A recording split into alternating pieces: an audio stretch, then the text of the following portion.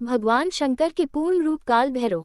एक बार सुमेरु पर्वत पर बैठे हुए ब्रह्मा जी के पास जाकर देवताओं ने उनसे अविनाशी तत्व बताने का अनुरोध किया। शिवजी की माया से मोहित ब्रह्मा जी उस तत्व को न जानते हुए भी इस प्रकार कहने लगे, मैं ही इस संसार को उत्पन्न करने वाला स्वयंभू, अजन्मा, एकमात्र ईश्वर, अनादि भक्ति, ब्रह्म घोर निरंजन आत्मा हूँ।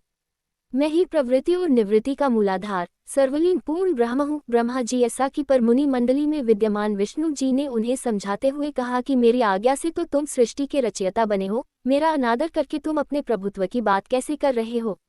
इस प्रकार ब्रह्मा और विष्णु अपना अपना प्रभुत्व स्थापित करने लगे और अपने पक्ष के समर्थन में शास्त्र वाक्य उद्धृत करने लगे। अंततः वेदों से पूछने का निर्णय हुआ तो स्वरूप धारण करके आए चारों वेदों ने क्रमशः अपना मत 6 इस प्रकार प्रकट किया। ऋग्वेद जिसके भीतर समस्त भूत निहित है तथा जिससे सब कुछ प्रवत होता है और जिसे परमात्मा कहा जाता है, वह एक रुद्र रूपी है। यजुर्वेद जिसके द्वारा हम वेद भी प्रमाणित होते हैं तथा जो ईश्वर के संपूर्ण यज्ञों तथा योगों से भजन किया जाता है, सबका दृष्टा वह एक शिव ही है। सामवेद जो समस्त संसारी जनों को भरमाता है, जिसे योगी जन ढूंढते हैं और जिसकी भांति से सारा संसार प्रकाशित होता है, वे एक त्रयंबक शिवजी ही हैं।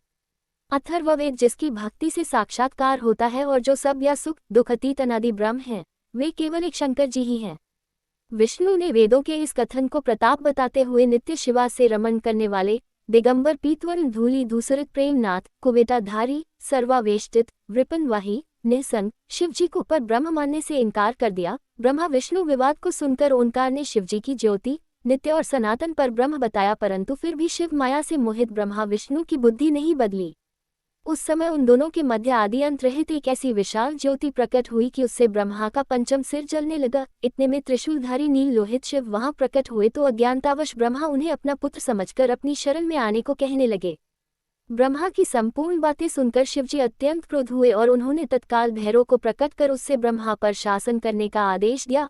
आज्ञा का पालन करते हुए भैरव ने अपनी बाईं उंगली के नखाग्र से ब्रह्मा जी का पंचम सिर काट डाला। भयभीत ब्रह्मा शतरुद्री का पाठ करते हुए शिवजी के शरण हुए। ब्रह्मा और विष्णु दोनों को सत्य की प्रतीति हो गई और वे दोनों शिवजी की महिमा का गान करने लगे। ये देखकर शिवजी शांत हुए और उन दोनों को अभयदान दिया। इसके उपरांत शिवजी ने उसके भीषण होने के कारण भैरव और काल को भी भयभीत करने वाला होने के कारण काल भैरव तथा भक्तों के पापों को तत्काल नष्ट करने वाला होने के कारण पाप भक्षक नाम देकर उसे काशीपुरी का अधिपति बना दिया। फिर कहा कि भैरव तुम इन ब्रह्मा विष्णु को मानते हुए ब्रह्मा के कपाल को धारण करके इसी के आश्रय से भिक्षावृत्ति करते हुए वाराणसी में चले जाओ, वहां उस नगरी के प्रभाव से तुम ब्रह्म हत्या के पाप से मुक्त हो जाओगे। शिवजी की आज्ञा से भैरव जी हाथ में कपाल लेकर ज्यों ही काशी की ओर चले, ब्रह्म हत्या उनके पीछे पीछे हो चली। विष्णु जी ने उनकी स्तुति करते हुए उनसे अपने को उनकी माया से मोहित न होने का वरदान मांगा। विष्णु जी ने ब्रह्म हत्या के भैरव जी के पीछा करने की माया पूछना चाही तो ब्रह्म हत्या ने बताया कि वह तो अपने आप को पवित्र और मुक्त होने के लिए भैरव का अनुसरण कर रही है।